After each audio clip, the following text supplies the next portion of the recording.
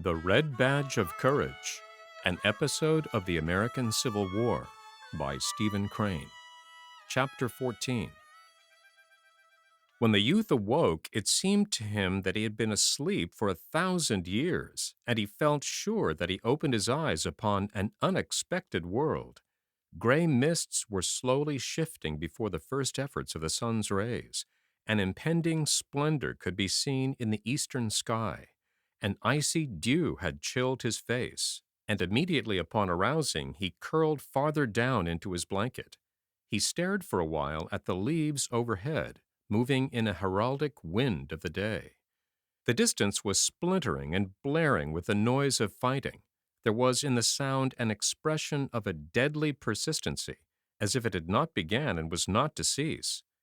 About him were the rows and groups of men that he had dimly seen the previous night. They were getting a last draught of sleep before the awakening. The gaunt, careworn features and dusty figures were made plain by this quaint light at the dawning, but it dressed the skin of the men in corpse-like hues that made the tangled limbs appear pulseless and dead. The youth started up with a little cry when his eyes first swept over this motionless mass of men, thick spread upon the ground, pallid and in strange postures. His disordered mind interpreted the hall of the forest as a charnel place. He believed for an instant that he was in the house of the dead, and he did not dare to move lest these corpses start up, squalling and squawking.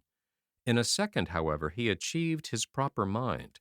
He swore a complicated oath at himself. He saw that this somber picture was not a fact of the present, but a mere prophecy. He heard then the noise of a fire crackling briskly in the cold air, and turning his head, he saw his friend pottering busily about a small blaze. A few other figures moved in the fog, and he heard the hard cracking of axe blows. Suddenly there was a hollow rumble of drums. A distant bugle sang faintly. Similar sounds, varying in strength, came from near and far over the forest. The bugles called to each other like brazen gamecocks. The near thunder of the regimental drums rolled.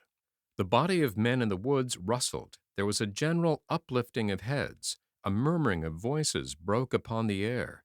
In it there was much bass of grumbling oaths. Strange gods were addressed in condemnation of the early hours necessary to correct war. An officer's peremptory tenor rang out and quickened the stiffened movement of the men. The tangled limbs unraveled. The corpse-hued faces were hidden behind fists that twisted slowly in the eye sockets. The youth sat up and gave vent to an enormous yawn. "Thunder!" he remarked petulantly. He rubbed his eyes and then, putting up his hand, felt carefully the bandage over his wound. His friend, perceiving him to be awake, came from the fire. "Well, Henry, old man, how do you feel this morning?" he demanded. The youth yawned again. Then he puckered his mouth to a little pucker. His head, in truth, felt precisely like a melon, and there was an unpleasant sensation at his stomach. "Oh, Lord, I feel pretty bad," he said. "Thunder!" exclaimed the other. "I'd hoped you'd feel all right this morning. Let's see the bandage. I guess it slipped." He began to tinker at the wound in a rather clumsy way until the youth exploded. "Gosh darn it!" he said in a sharp irritation. "You're the hangdest man I ever saw. You wear muffs on your hands. Why in good thunderation can't you be more easy? I'd rather you'd stand off and throw guns at it. Now go slow and don't act as if you was nailing down carpet." He glared with insolent command at his friend, but the latter answered soothingly. "Well, well, come now and get some grub," he said. "Then maybe you'll feel better." At the fireside, the loud young soldier watched over his comrade's wants with tenderness and care. He was very busy marshaling the little black vagabonds of tin cups and pouring into them the streaming iron-colored mixture from a small and sooty tin pail. He had some fresh meat, which he roasted hurriedly on a stick. He sat down then and contemplated the youth's appetite with glee. The youth took note of a remarkable change in his comrade since those days of camp life upon the riverbank.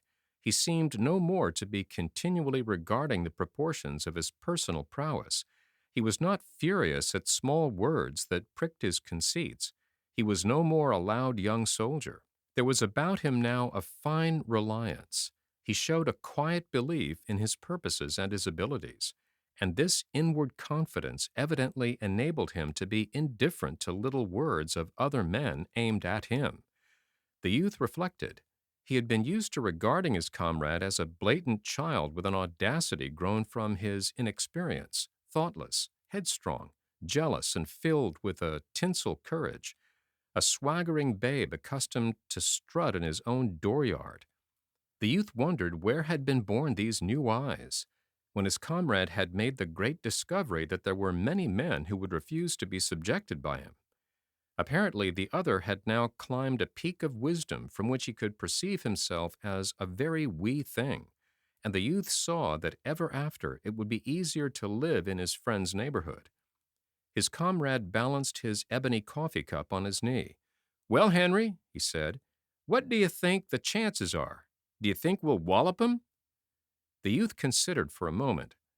"Day before yesterday," he finally replied with boldness, "you would have bet you'd lick the hull kit and caboodle all by yourself." His friend looked a trifle amazed. "Would I?" he asked. He pondered. "Well, perhaps I would," he decided at last. He stared humbly at the fire. The youth was quite disconcerted at this surprising reception of his remarks. "Oh, no, you wouldn't either," he said, hastily trying to retrace. But the other made a deprecating gesture. "Oh, you needn't mind, Henry," he said. "I believe I was a pretty big fool in those days." He spoke as after a lapse of years. There was a little pause. "All the officers say we've got the Rebs in a pretty tight box," said the friend, clearing his throat in a commonplace way. "They all seem to think we've got 'em just where we want 'em." "I don't know about that," the youth replied. "What I seen over on the right makes me think it was the other way about. From where I was, it looked as if we was getting a good pounding yesterday." "Do you think so?" inquired his friend. "I thought we handled 'em pretty rough yesterday." "Not a bit," said the youth.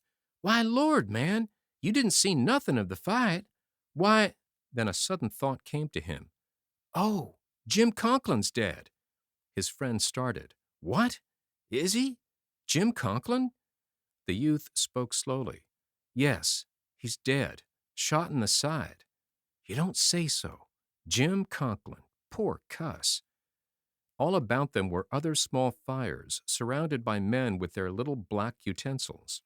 From one of these near came sudden sharp voices in a row. It appeared that two light-footed soldiers had been teasing a huge bearded man, causing him to spill coffee upon his blue knees.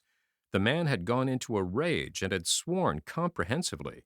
Stung by his language, his tormentors had immediately bristled at him with a great show of resenting unjust oaths. Possibly there was going to be a fight. The friend arose and went over to them, making pacific motions with his arms. "Oh, here now, boys, what's the use?" he said. "We'll be at the Rebs in less than an hour. What's the good fighting among ourselves?" One of the light-footed soldiers turned upon him, red-faced and violent. "You needn't come around here with your preaching. I suppose you don't approve of fighting since Charlie Morgan licked you, but I don't see what business this here is of yours or anybody else." "Well, it ain't," said the friend mildly. "Still, I hate to see—" There was a tangled argument. "Well, he," said the two, indicating their opponent with accusative forefingers. The huge soldier was quite purple with rage. He pointed at the two soldiers with his great hand, extended claw-like. "Well, they—" But during this argumentative time, the desire to deal blows seemed to pass, although they said much to each other. Finally, the friend returned to his old seat. In a short while, the three antagonists could be seen together in an amiable bunch. "Jimmy Rogers says I'll have to fight him after the battle today," announced the friend as he again seated himself. "He says he don't allow no interfering in his business. I hate to see the boys fighting among themselves." The youth laughed. "You're changed a good bit. You ain't at all like you was. And I remember you and that Irish feller." He stopped and laughed again. "No, I didn't used to be that way," said his friend thoughtfully. "That's true enough." "Well, I didn't mean—" began the youth. The friend made another deprecatory gesture. "Oh, you needn't mind, Henry." There was another little pause. "The regiment lost over half the men yesterday," remarked the friend eventually. "I thought, of course, they was all dead, but laws, they kept coming back last night, until it seems, after all, we didn't lose but a few. They'd been scattered all over, wandering around in the woods, fighting with other regiments, and everything, just like you done." "So?" said the youth.